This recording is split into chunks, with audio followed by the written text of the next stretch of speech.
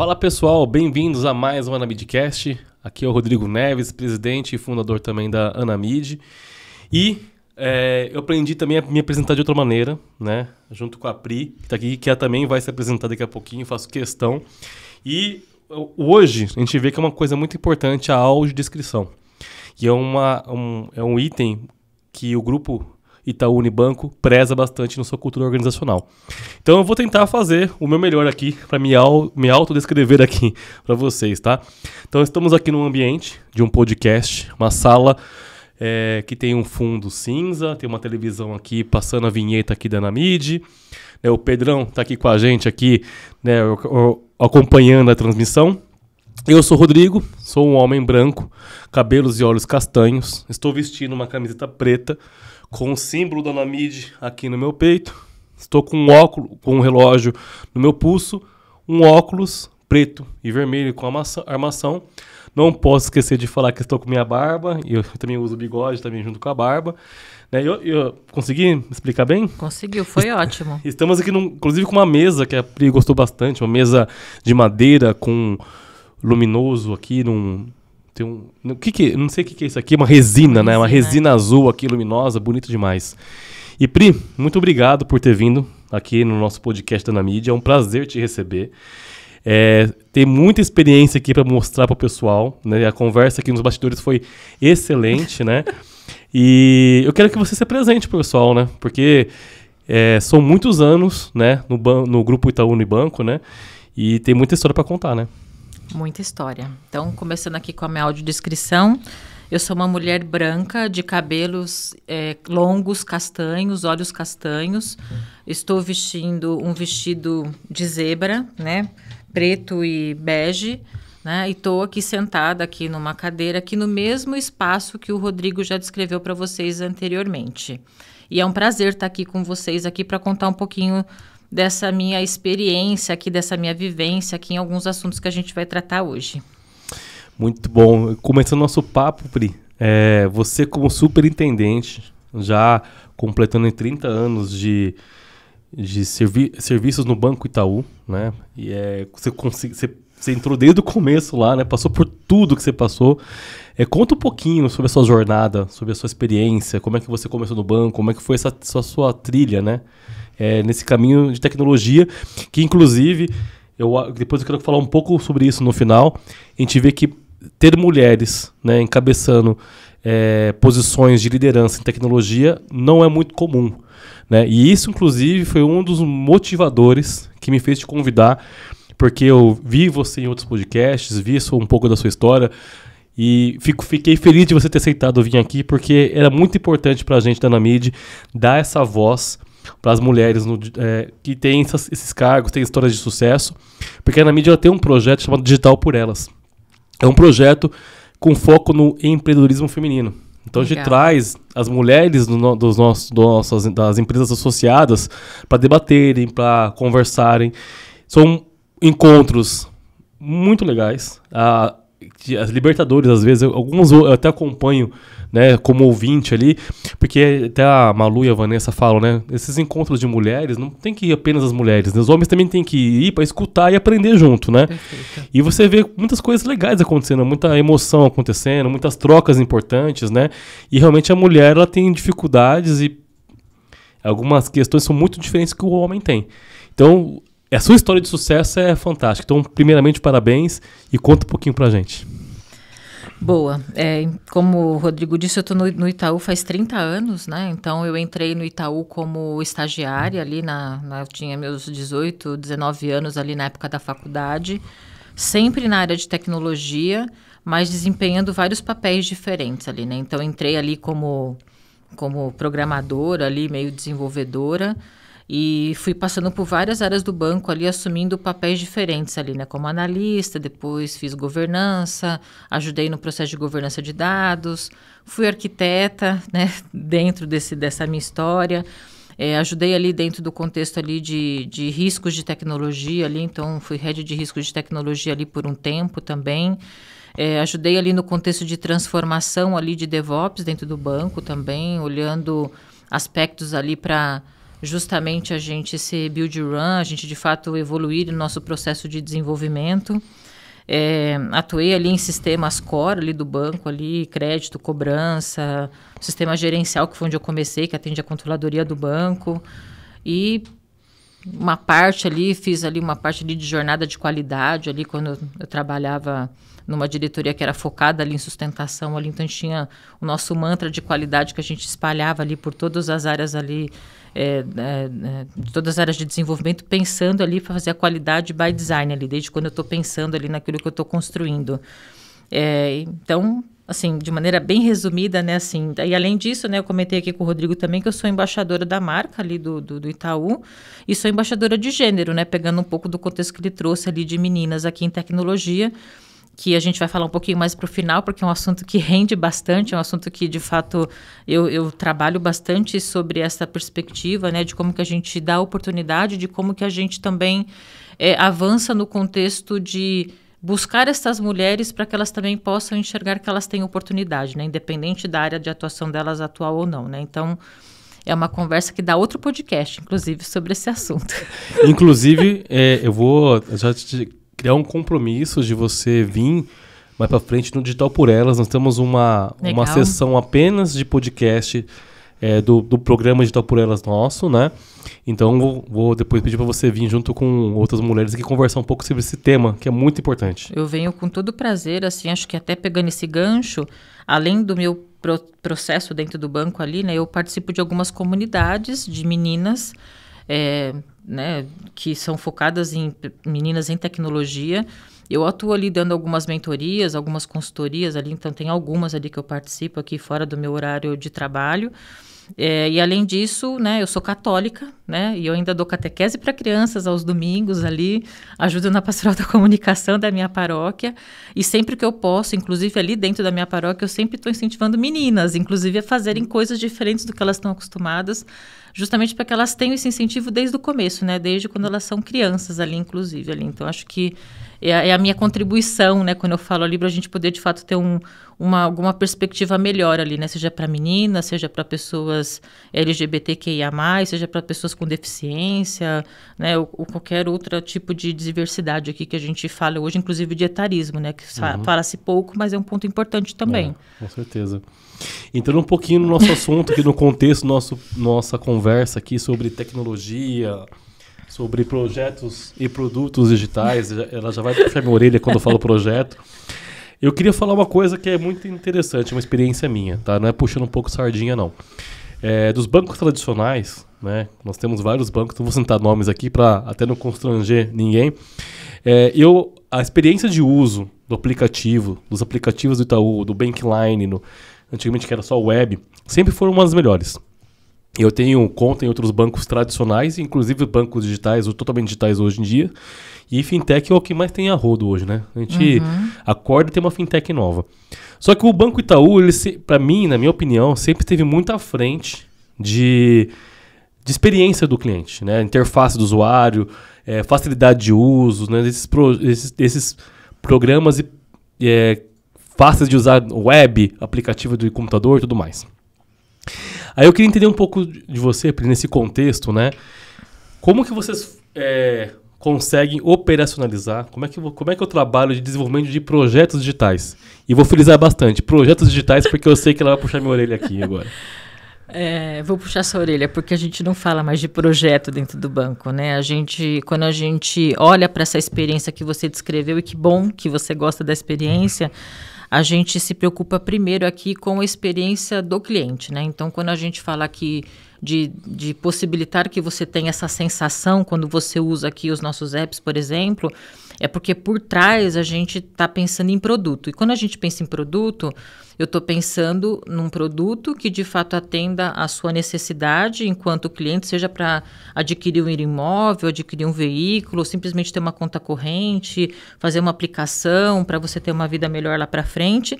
Mas a gente também, além de entender a necessidade, a gente fala, puxa, qual é a melhor experiência, né? Então, hoje, quando a gente olha para o banco, a gente não fala mais de projeto, porque isso remete a uma coisa do passado ali, quando a gente falava ali que a gente era waterfall, e quando a gente fala de visão produto, visão gestão cliente, jornada de produto, jornada de cliente, a gente está num contexto mais moderno, né? Então, o Itaú, nesse decorrer desses anos todos ali que eu estou ali, foram transformações que foram acontecendo. Então, hoje, quando a gente fala de produto, né? Então, assim, então a gente tem um produto que a gente cuida, né? E dentro desse contexto de produto, a gente é organizado, inclusive, de maneira diferente. Então, hoje, por exemplo, eu tenho lá uma comunidade que no mercado o pessoal chama de tribos ali, que cuida de experiência de crédito imobiliário.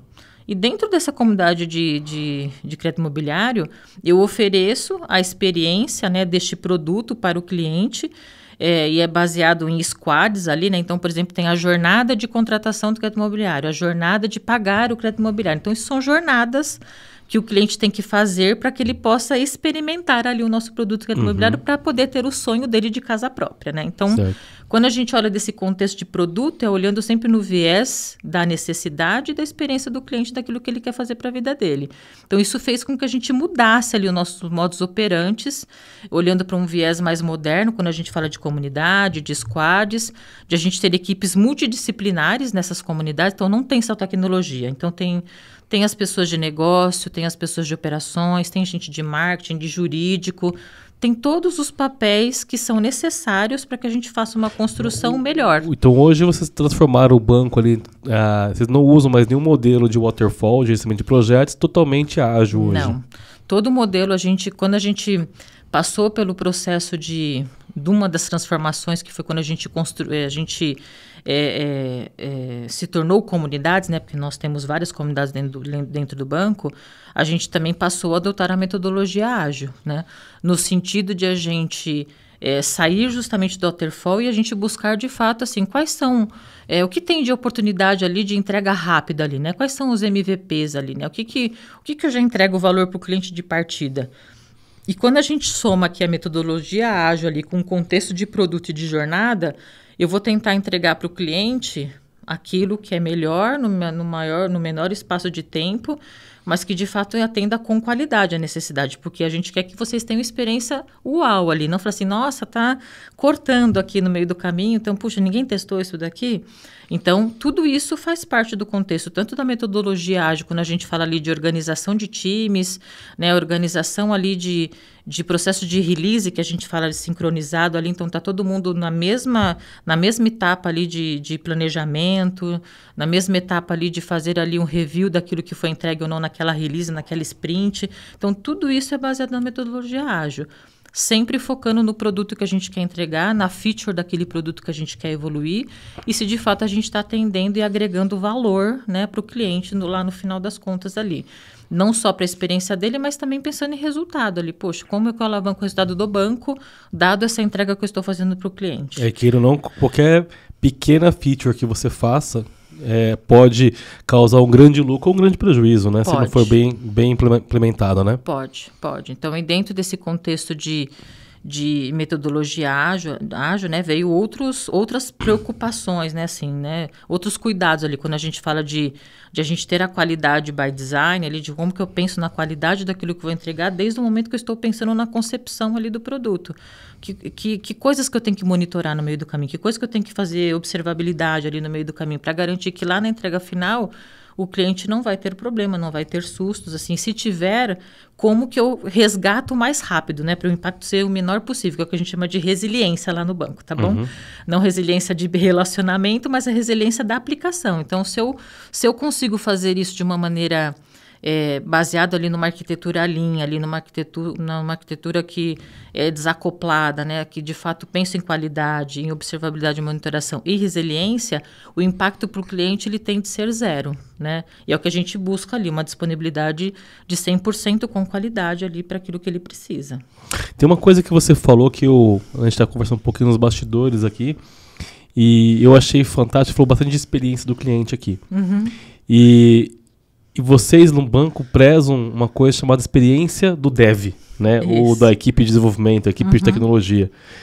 Como é que é essa... Conta para o pessoal, como é que é você proporcionar experiência para o dev? Né? Porque a gente hoje em dia vê... Muitas pessoas ainda acham o dev que é aquele bicho, né, esquisito, né, que só passa pizza por baixo da porta, né, e não consegue se relacionar e, cara, só quer olhar pro computador. E hoje em dia não é mais assim como as coisas funcionam. Hoje o desenvolvedor, ele quer ser ouvido, ele quer ter mais participação, ele quer interagir mais, e principalmente porque hoje as tecnologias possibilitam muito mais isso. Perfeito. Então me conta um pouquinho, o que é essa experiência do dev aí? Perfeito. Acho que esse ponto é importante. Quando a gente fala do contexto de comunidades, a gente tem papéis bem definidos, né? Assim, quem que é o PM, né, que é o Product Manager, quem é o Tech Lead, quem são os Team Members, quem são, né, os Delivery Managers ali que vão garantir ali a qualidade ali da entrega, a satisfação, e tudo isso no contexto, né, maior, né, da squad, da comunidade e assim por diante. E quando a gente fala aqui das pessoas desenvolvedoras, né, que daí, né, falando na linguagem inclusiva, são pessoas desenvolvedoras, porque desenvolvedores eu puxo só para o masculino. Então, pessoas desenvolvedoras, a gente pensa na experiência por dois aspectos, né? Primeiro, porque todos os funcionários do banco são clientes.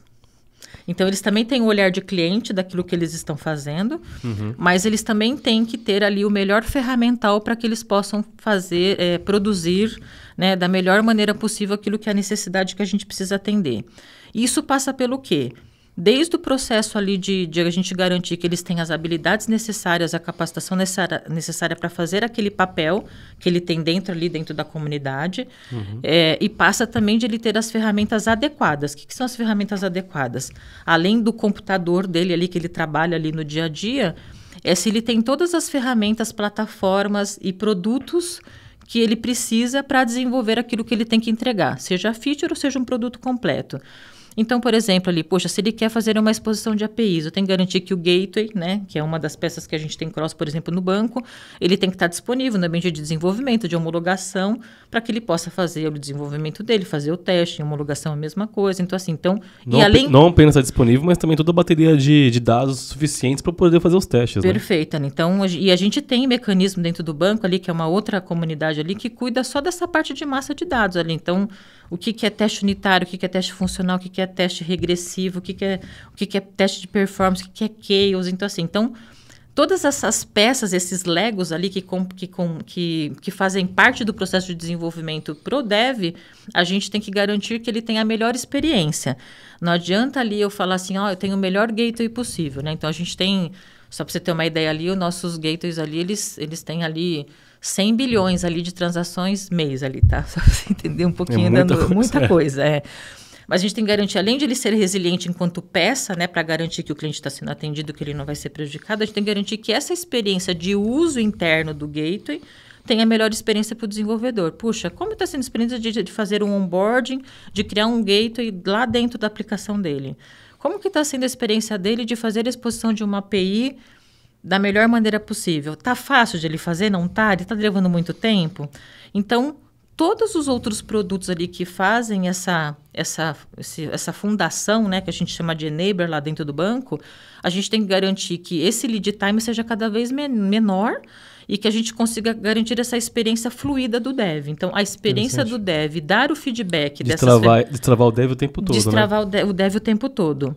É uma missão fácil? Não, né? Porque o banco é muito grande. Mas além disso, mas a gente tem essa preocupação. Mas essas equipes, essas comunidades, essas tribos, né? Hoje, não sei como é que vocês estão atuando hoje, se está híbrido, home office, 100% presencial, porque com certeza lá na época da pandemia vocês tiveram grandes dificuldades iniciais, né? E que superaram. Hoje vocês gerenciam essa equipe inteira de forma híbrida também? Na pandemia a gente trabalhou 100% remoto, né, durante os 3 anos ali, e agora nós estamos híbrido, né? Então, tecnologia vai 8 vezes no mês, só 8. Né? Os outros dias ele pode trabalhar em casa. Depende, né? Assim, a tecnologia, às vezes você pode ir uma vez, né, e não voltar durante 4 ou 5 dias, né? Se for 8 vezes no mês, tô brincando. Pois é, não, só que não, né? Então, assim, tem sim o híbrido, né, onde a gente... E lá a gente dá liberdade para as squads escolherem quando elas querem ir, tá bom? Entendi. Tem squad que quer, por exemplo, ir 2 semanas seguidas, 4 dias. Daí não vai mais as outras 2 semanas. Tem squad que vai 2 vezes por semana. Então, vão 2 vezes por semana. Daí contempla os outros dias do mês ali. Então, a gente dá essa liberdade ali para o time fazer essa escolha, né? Quando o time vai completo. Tem que ir completo, né? Porque não faz sentido. Vamos supor que eu, você e o Pedro, que está aqui na sala com a gente está na mesma squad. Não faz sentido eu ir sozinha na segunda, você ir sozinha na terça e ele sozinha na quarta. Então, quando as squads combinam, ela tem que estar todo mundo. Então, vai estar eu, você e o Pedro juntos no mesmo dia para a gente potencializar o uso do presencial, seja para fazer trocas, para fazer uma planning, né? Legal. Porque, assim, então, as cerimônias, né? A gente sempre orienta ali que as cerimônias, né, do ágil sejam feitas no presencial, justamente para a gente poder tirar o melhor ali, né? No contato visual ali com as pessoas. Por curiosidade, assim, né? Qual a dimensão de squads? Quantos squads vocês têm diferentes lá? Olha, comunidades, eu não sei o número certo, tá? Mas comunidades já são mais de 100. E squads, agora você me pegou, precisava de alguém aqui do escritório aqui para me ajudar aqui, mas acho que está em torno de 1.400 squads, se não me engano. Meu Deus do céu, meu Deus. Então, por exemplo, na minha comunidade, por exemplo, tá bom? Eu tenho 200 pessoas hoje na minha comunidade, né? E a gente está hoje em 20 squads, só na minha comunidade, né? Que atende uma parte dessa parte que é enabler, né? Que é o que a gente é cross ali pro banco, né? Vamos colocar assim. Então, e daí cada uma das comunidades se organizam ali dentro dessas squads, ali dentro do contexto da experiência que eles estão seguindo. Então, às vezes, cada squad reflete uma experiência dentro do produto. Muito, muito legal. E essa questão, assim, eu vou entrar um pouquinho, né? E depois a gente sai de novo, a gente entra, Tem problema. Falando um pouquinho sobre as suas equipes, né? Hoje, você consegue ter uma composição, né? De gênero, assim, balanceada na equipe, né? Assim, a gente falou um pouco sobre isso no começo, né? Mas você tá falando das squads, né? Dos programadores, né? Hoje eu vejo uma dificuldade muito grande de você encontrar programadoras, né? Ou mulheres em tecnologia. Vocês estão conseguindo superar isso no banco? Eu falo que a gente está numa jornada, né? Assim, acho que a consciência da diversidade, ela existe ali no banco. A gente, inclusive, estabeleceu ali objetivos públicos ali, né, para quem quiser ali do mercado, de coisas que a gente gostaria de atingir, olhando o pilar de raça, né, de gênero, PCDs e assim por diante. Mas quando a gente olha para o banco, né, assim, o grande desafio ali é chegar em 40% de mulheres. Acho que a gente está bem próximo disso. Mas quando eu dou lá um zoom ali em tecnologia, nós somos 26%. Então, assim, tá um número muito aquém daquilo que a gente gostaria de ser em termos de mulheres ali, né? Então, o sonho grande aqui é a gente ter 40% de mulheres ali em tecnologia. É uma jornada complexa? Porque acho que tem questões estruturais ali, né? Meninas que desistem ali durante o processo ali de estudo. Eu lembro quando eu fiz faculdade de ciência da computação, tinha eu e mais uma menina só na sala. O restante era tudo menino, né? E então não era uma situação muito fácil ali não, tá? Assim, então é porque eu gostava muito do que eu queria fazer, eu tinha bastante certeza ali. Inclusive eu e minha amiga, a gente acabou entrando juntos, inclusive no Itaú na época, quando a gente estava na faculdade, por indicação de um professor que trabalhava no Itaú. Então ele que indicou a gente, inclusive, para a vaga de estágio. Mas assim, então acho que a gente está nessa jornada, tem essa complexidade. E eu vejo que a grande dificuldade, assim, é de como que a gente propicia que isso aconteça, né? Peguei lá no seu pé de falar de desenvolvedores e pessoa desenvolvedora, né? A gente cometia, né, esse erro de a gente escrever as vagas de uma maneira não inclusiva. Então, colocava lá, desenvolvedor de software, engenheiro de software. Tá bom, daí quando a menina vê a vaga lá, engenheiro, puta, não é para mim, é para o menino. Entendi. Então, agora, quando eu escrevo lá uma pessoa engenheira de software, é uma pessoa. Não importa se ela é mulher, se ela é homem, não importa a raça, não importa se é PCD, não importa se é LGBTQIA+, né? Idade. É uma pessoa desenvolvedora, é uma pessoa arquiteta, é uma pessoa engenheira de software.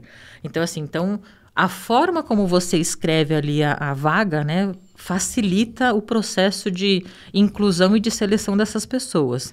É fácil? Não. Eu estava comentando com você ali nos bastidores, né? O lead time de contratar um homem, ele é muito menor do que de contratar uma mulher. Porque a mulher, ela precisa de um incentivo maior ali, né? De um empurrãozinho ali, falando, não, vai lá que você vai conseguir. Porque quando ela olha ali a descrição, ela fala, puxa, eu não sei se eu sei fazer tudo isso. E no fim ela até sabe, só que ela às vezes tem receio. Né? Então, mas a gente, assim, vou falar da minha comunidade, tá? Quando eu cheguei ali na comunidade onde eu estou, nós tínhamos ali em torno ali de, sei lá, de 5%, 10% de mulheres ali, tá? Hoje, na minha comunidade ali, com a configuração atual ali, nós somos 33% de mulheres. dentro da comunidade. Mas é porque a gente fez ali um processo de conscientização, né, dos meus gerentes, dos coordenadores ali, para gente, vamos trazer meninas. É porque o bom ponto da diversidade é que são cabeças que pensam de forma diferente. Não tem jeito. Não vai achar que o ser humano é tudo igual, assim, independente de gênero. Não. A mulher tem uma forma de pensar e raciocinar diferente do homem e a forma de lógica diferente. Então, assim, agrega, né? As pessoas de diferentes idades, gêneros e culturas e por aí, isso agrega demais no processo de produtização, né? Perfeito. Esse ponto que você trouxe, Rodrigo, é super importante. O nosso cliente é diverso. Eu tenho de todas as idades, de todos os gêneros, de todos os tipos. Se eu não tiver tudo isso, né, dentro do meu contexto interno de desenvolvimento, de pensar produto, dificilmente eu vou entender a necessidade que ele tem. Então, assim, além de ter a diversidade pela diversidade desses pilares que a gente está falando, a gente também tem que garantir a diversidade de ideias, né? Porque às vezes a gente pode ter vários homens brancos na equipe, só que eles pensam diferentes, e eu não respeito a diversidade de pensamento. Assim. Então, a diversidade ela tem um ângulo muito maior, né? Às vezes a pessoa acha que, eu sei o que é diversidade, mas eu sempre costumo dizer que a diversidade sem inclusão, ela não existe. Não existe. E tem além desse desafio, né, de diversidade de pessoas, de contratações, que vocês devem passar, com certeza, vários apuros, porque a gente tem um déficit, né, de bons profissionais no mercado de tecnologia, né, e por aí, né. Nesses anos todos, né, de banco, você passou por várias fases do banco. Vários desafios, né? E olhando a magnitude, né, de números que você tem me falado, né? E a gente já imagina, né, de fora, de dentro deve ser bem pior olhar um negócio desse, mas de fora é muito fornecedor diferente. São muitos softwares que vocês utilizam e desenvolveram. É muito legado, é muita tecnologia, é muito tudo, né? Como é que é isso no dia a dia de vocês? Como é que vocês conseguem lidar com tanta stack diferente assim lá no banco? Eu falo que o banco é uma escola, tá? Porque assim, acho que quem quer trabalhar com tecnologia diferente, o banco é o lugar certo, porque o que mais a gente tem é tecnologia diferente. Puxa, mas isso dá confusão? Depende, né? Assim, então, quando a gente fala aqui do processo de governança aqui de contratação de novos softwares, de novos fornecedores, a gente tem um processo existente ali que a gente tem para poder fazer essas entradas, né? Seja de um fornecedor novo, seja de uma ferramenta nova. Então, tem tanto ali a gente chama de prova de conceito ali, POC ali, que é a sigla, tanto de aspecto de requisito funcional, não funcional, de segurança, de arquitetura. Então, a gente tem um processo para seguir, não é, não, vi essa daqui hoje, vou usar aqui. Não, tem um processo para trazer essa ferramenta para dentro, tá? E tem uma área que, não uma área, assim, o processo de POC ele é descentralizado, mas tem uma área que rege essa governança, tá bom? Até porque num banco do tamanho que a gente tem, fazer governanças centralizadas talvez não seja muito inteligente, porque a gente não daria muita vazão. Então, a gente tenta garantir que a governança seja federada, que é o que a gente fala, né? De garantir que a gente tenha um core central bastante forte ali, em termos de definição de processos, ali, de fato que a gente tem que fazer, e garantir ali que as pessoas estejam seguindo ali aquele processo ali, e tem indicadores para isso, né? De novos fornecedores, né? De ferramentas. Então, a gente tem ali o pessoal de arquitetura.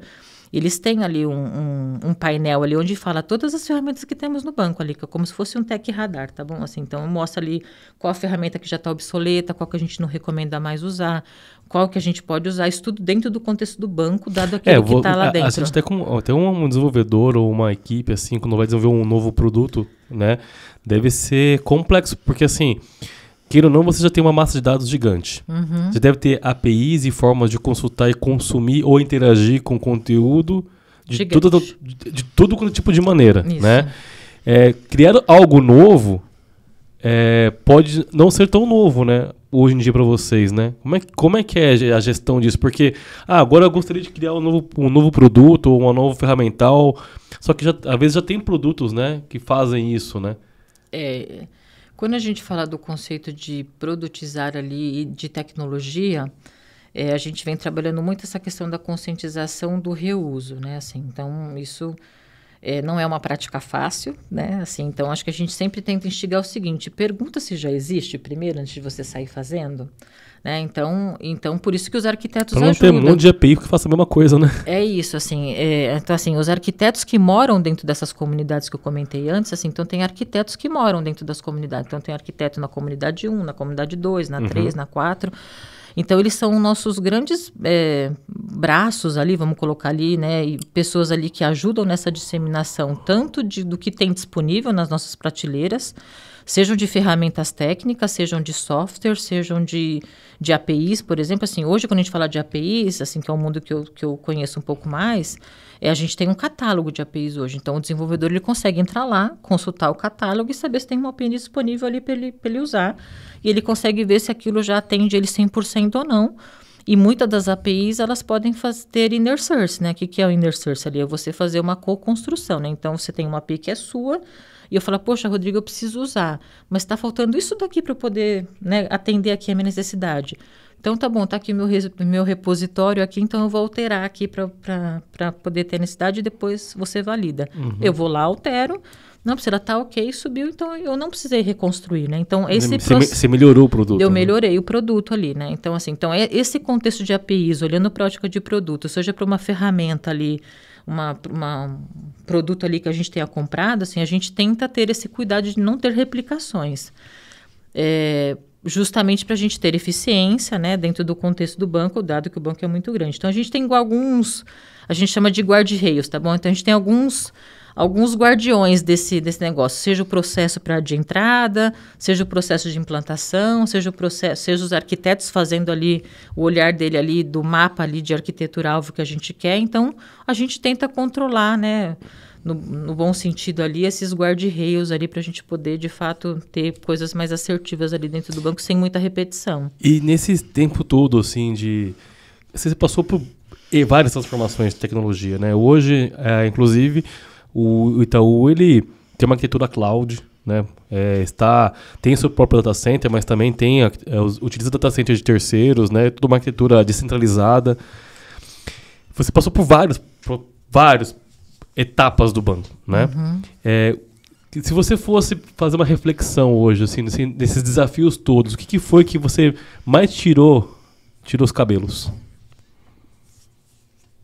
Olha, de verdade, nada, tá? Assim, porque eu tô falando nada assim, porque eu gosto muito de fazer coisas diferentes e coisas novas todos os dias, assim, mas olha... Então, o desafio mais intenso. Não, assim, acho que o que foi mais intenso, assim, acho que tem vários períodos intensos, tá bom? Por exemplo, o banco teve um período que ele quis comprar todos os bancos que ele via pela frente, tá bom? Então, comprou BEG, Banestado, BFB, comprou Boston, depois comprou Citibank. Então, assim, esses processos de incorporações de outros bancos dentro do nosso mecanismo ali de sistemas são processos tensos, né? Assim, não só porque a gente tem que incorporar sistemas dentro dos nossos sistemas, mas também porque a gente também incorpora dados, né? Tem os dados ali, tem histórico que a gente tem que guardar, porque a gente tem o Banco Central, né, que tem um controle bastante rígido ali com as organizações como a nossa ali, por exemplo, mas também pelas pessoas, né, que entram, né, saem, né, quem fica, quem não fica. Então, esse é um processo tenso.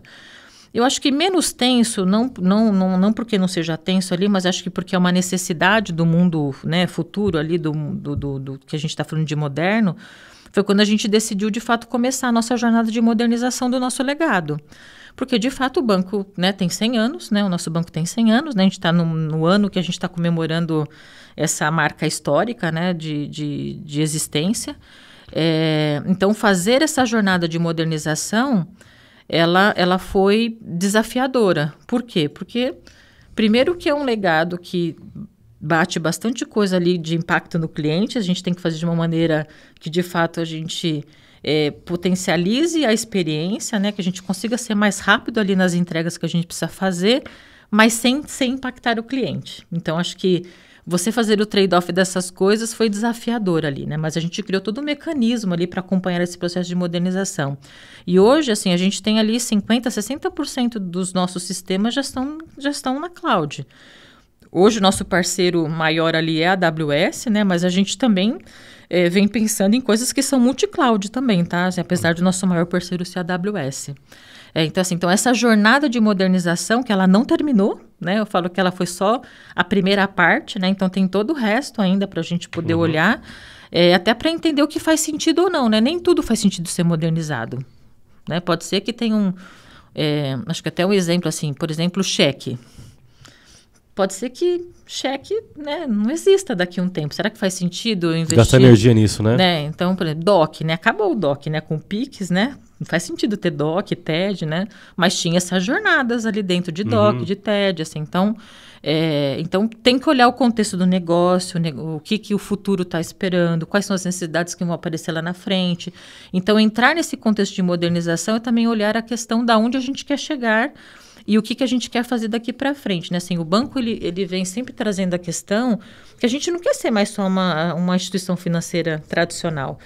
A gente quer ser visto como sendo uma big tech ali, uma empresa de tecnologia que fornece serviços financeiros. É um pouco diferente do contexto do que a gente está hoje. Tanto é que quando a gente se compara, não dá mais para se comparar só com os bancos tradicionais. A gente olha, inclusive, empresas de tecnologia, como o Google, por exemplo, a própria AWS ali, de mecanismos modernos ali de tecnologia, trazendo aqui para o nosso dia a dia de como que a gente pode evoluir como empresa, como profissional, né, como a forma como a gente desenvolve as coisas, assim por diante. E vocês hoje também acabam adotando, de alguma maneira, né, ferramentas de no-code ou low-code para agilizar o desenvolvimento de algum produto digital, seja até para uma fase de teste e experimentação de uso de um cliente, para depois ir para uma coisa mais profunda ou não? Sim, a gente tem algumas ferramentas low-code ali dentro do banco, que podem ser usadas dentro do contexto ali de concepção ali de um produto ali tecnológico. Então, por exemplo, a gente tem ali um parceiro ali que nos apoia ali no processo de integração ali de plataformas, por exemplo.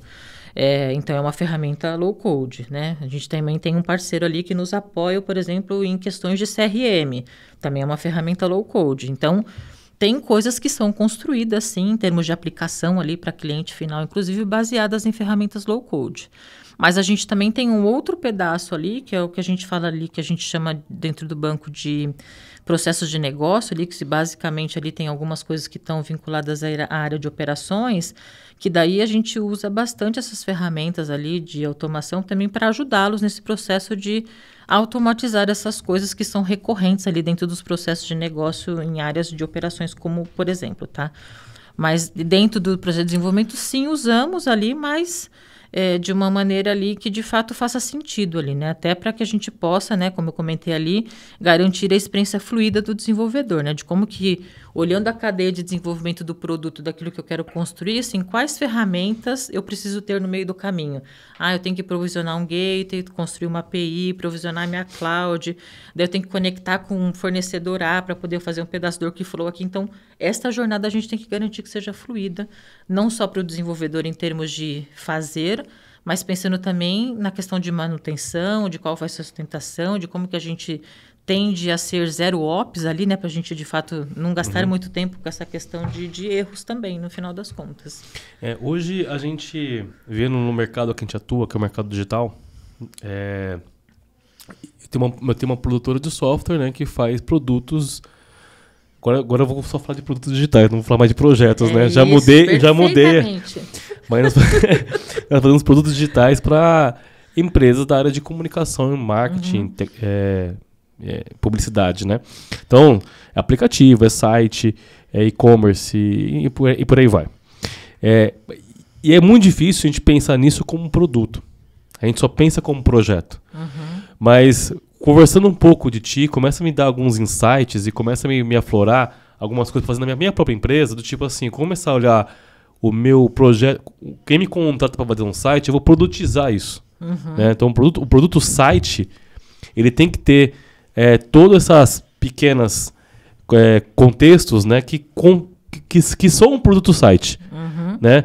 Até para a entrega sempre sair com um padrão com qualidade lá no fim. Né? Perfeito. E a gente não olha isso, né? Nós pegamos um site e apenas um projeto, né? Tem um design, desenvolvimento, né? Testa, não sei o que, mas é um projeto. Mas eu tenho que construir o produto, né? Quais são todos os elementos que tem que conter para ser um produto de qualidade. Perfeito. Né?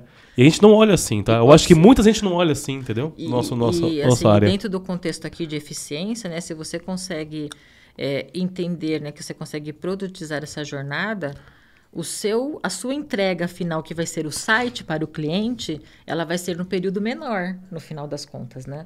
Porque eu consigo reaproveitar coisas que você talvez já fez numa entrega anterior. Eu acho que é exatamente isso, é componentizar muitas coisas, né? É isso. Então, assim, quando a gente desenha uma arquitetura alva do que eu quero ser ali, né? De como que, de fato, eu componentizo isso, de coisas que podem ser separadas, né? Seja a API, seja ali dados que a gente tem que fazer democratizado hoje para a gente poder estabelecer, inclusive, métricas de produto para saber do sucesso, se faz sentido, se ele de fato está sendo rentável ou não para o banco ali. Então, tudo isso entra no contexto ali de criar esse chassis, né? Quando a gente fala, né?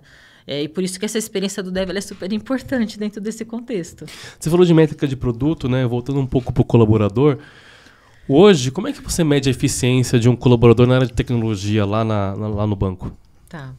Eu acho que tem duas perspectivas aqui, tá? Então, tem a questão de cultura, né? Então, a gente tem uma cultura declarada ali dentro do banco, que é apoiada em alguns pilares ali, ética, né? De própria diversidade, a gente não sabe de tudo, né? Pedir ajuda, né? Olhar para o cliente. Então, tem uma série de pilares ali. Então, acho que tem uma primeira perspectiva ali, que é o quanto o colaborador está adequado naquela cultura, né? Assim, então, acho que é o que a gente fala ali de comportamental, vamos colocar assim de maneira mais simplista. E tem, de fato, a entrega, né? Que ele realizou para atender aquela entrega daquela feature ou do produto que ele está ajudando a construir, seja ele técnico ou seja ele que vai atender ali a necessidade final ali do negócio, né? Então, a gente tem ali, né, as métricas ali do produto ali, quando a gente fala dos OKRs ali, então, puxa, eu estou medindo o objetivo desse produto e dentro desse objetivo desse produto eu tenho várias features ali ou coisas que vão acontecer para que aquilo aconteça. E cada uma dessas coisas aqui, sejam features, histórias aqui, são responsabilidades ali de alguns colaboradores. Então, essa composição do que foi entregue e a forma como foi entregue é como a gente avalia os colaboradores.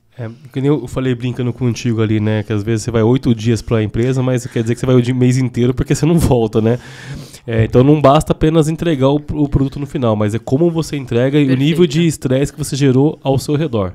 É isso. Então, puxa, você entregou um monte de coisa, só que você não fez parceria nenhuma, você maltratou o coleguinha do lado, né? Não é isso que a gente quer ali, né? Então, quando a gente olha para o contexto de transformação, a gente quer que, né, o colaborador tenha a visão cliente, tenha a visão produto, tenha essa visão de reuso, tenha essa cabeça de eficiência, assim, porque o banco, no final das contas, é nosso. Eu também sou colaboradora do banco, independente de qualquer coisa. E se eu quero que o banco dê certo, eu tenho que dar o meu melhor ali no meu dia a dia, né? Então, e eu também sou avaliada da mesma forma ali, pelo meu comportamental e pelo aquilo que eu entrego enquanto time ali, enquanto comunidade que eu sou responsável. Então, é isso que a gente quer para transformar lá o banco lá na frente, né? Então, tem que estar conectado com tudo isso.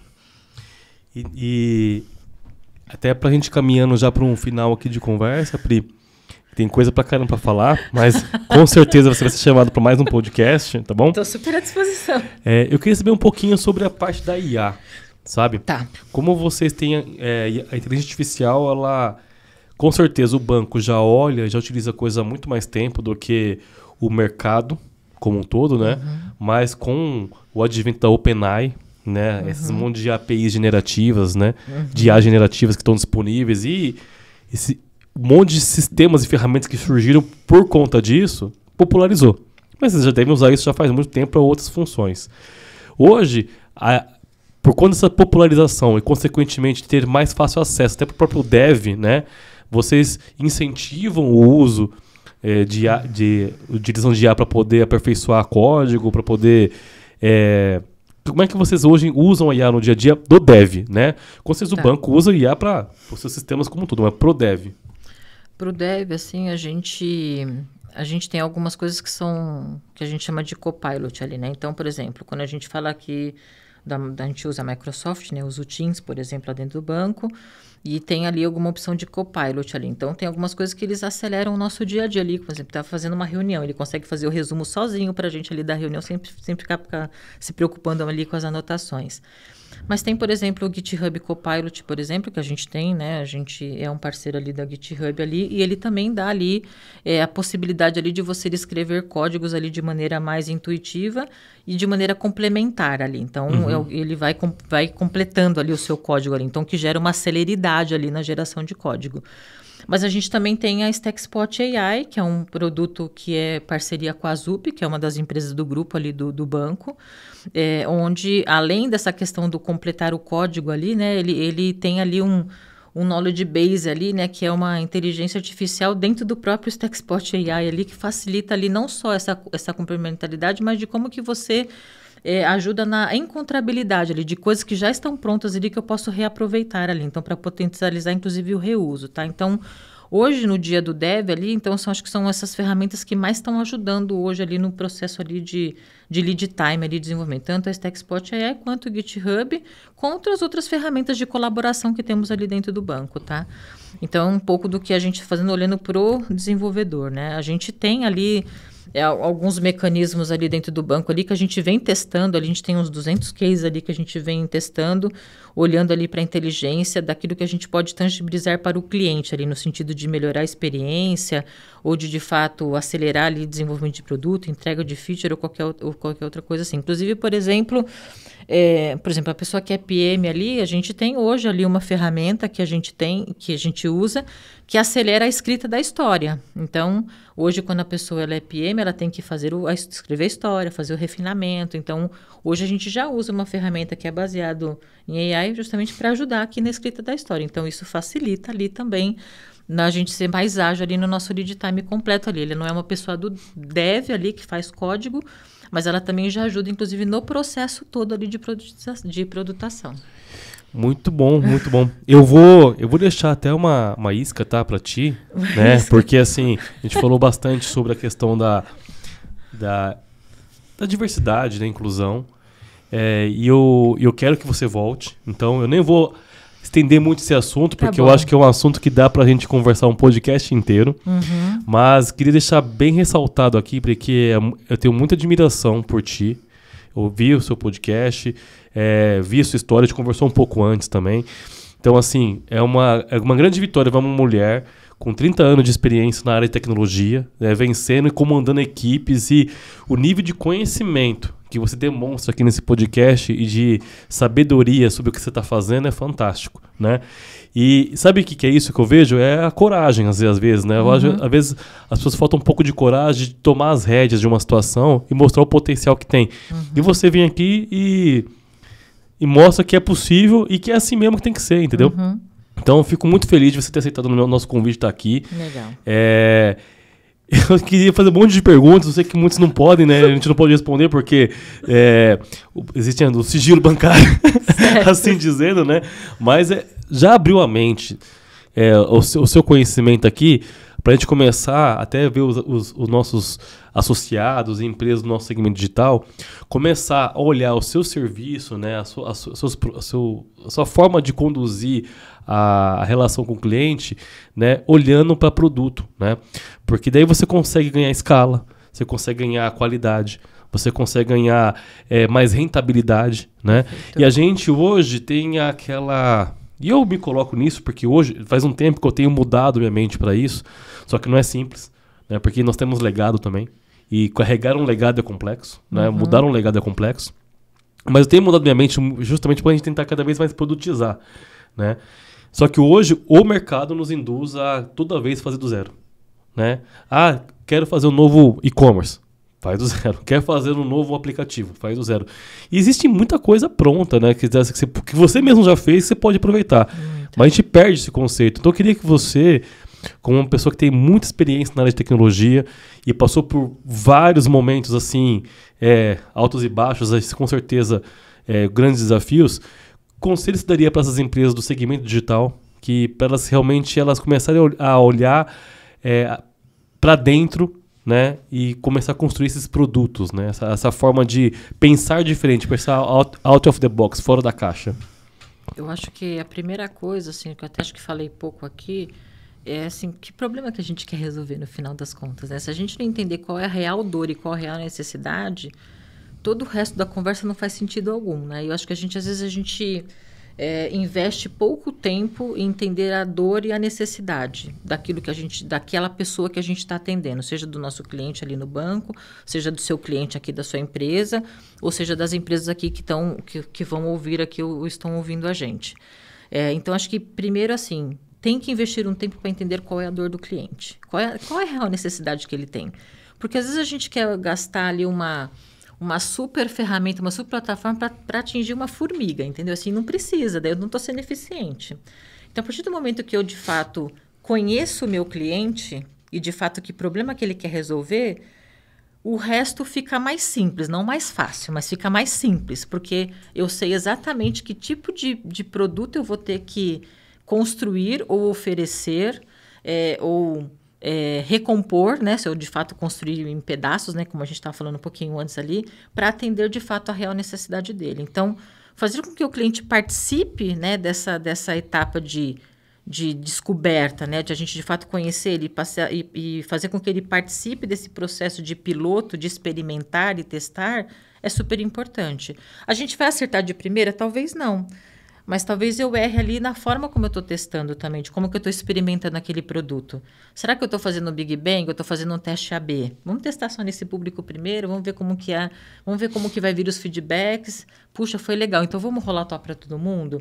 Então, isso muda a forma como a gente pensa, em termos estruturais, em termos de dinamismo, e até para a gente poder pensar em coisas diferentes do que a gente está acostumado a fazer, né? Porque se a gente fica pensando só no projeto, que era o jeito velho, você vai dando check, e você vai continuar com a mentalidade de construir sua coisa do zero. Aí é onde a gente acaba cometendo o erro de duas coisas, né? A gente às vezes não consegue evoluir uma venda, porque você não consegue atender a dor, e quando ela às vezes acaba acontecendo, você não consegue fazer a retenção do cliente, porque você não está agregando valor também nenhum. Perfeito. E por isso que é importante, quando a gente fala de produto, a gente ter métricas. Não só para nós, né, enquanto empresa ali, para saber se meu produto está atendendo aquilo que deveria, mas que eu também possa oferecer que também é um produto, né, quando a gente fala de analytics, para o cliente, para ele entender que aquele produto sendo usado dentro do contexto dele, olha o que está acontecendo com o seu negócio. Você alavancou as suas transações em X%, graças ao produto que você usou né? Então, assim, trazer também essa visibilidade de dados é importante, tá? Hoje, toda decisão que a gente tem que tomar, além de a gente conhecer o cliente, é entender o dado. Que dado que tem por trás disso? Uhum. Que é o que a gente fala de a gente ser cultura data-driven. Então, e é uma coisa que a gente falou pouco aqui, daria outro podcast para a gente falar disso, assim. Como que eu entendo os dados envolvidos nisso tudo? Né? Somado com a necessidade, com o problema, com o que eu conheço, baseado em dados daquilo que eu quero ser e daquilo que eu vejo no mercado, porque tem que ter uma pesquisa de mercado. Porque senão você vai construir uma coisa que talvez, não sei se faz sentido. Então, ter essas coisas baseadas em dados mais necessidade, você vai conseguir oferecer coisas melhores ali para o cliente, sem dúvida.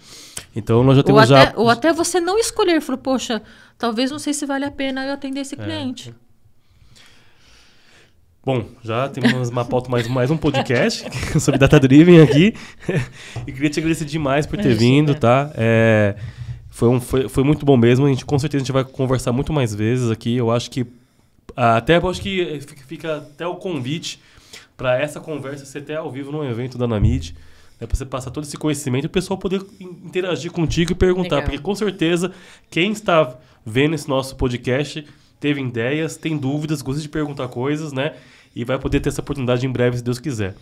Eu tô super à disposição, tá, Rodrigo? Inclusive, assim, eu sei que depois vocês vão colocar lá no link certinho, eu tô super à disposição ali no LinkedIn, eles colocam ali para vocês depois ali embaixo do vídeo ali, pode me chamar, eu sempre respondo todo mundo que me procura no LinkedIn, não deixo de responder ninguém, então estou super à disposição aqui também para bater outros papos. Beleza, muito obrigado. E para você que está nos assistindo, não deixe de seguir o nosso canal, de comentar, dar o seu like ali, né, compartilhar esse vídeo também com quem for interessante, né?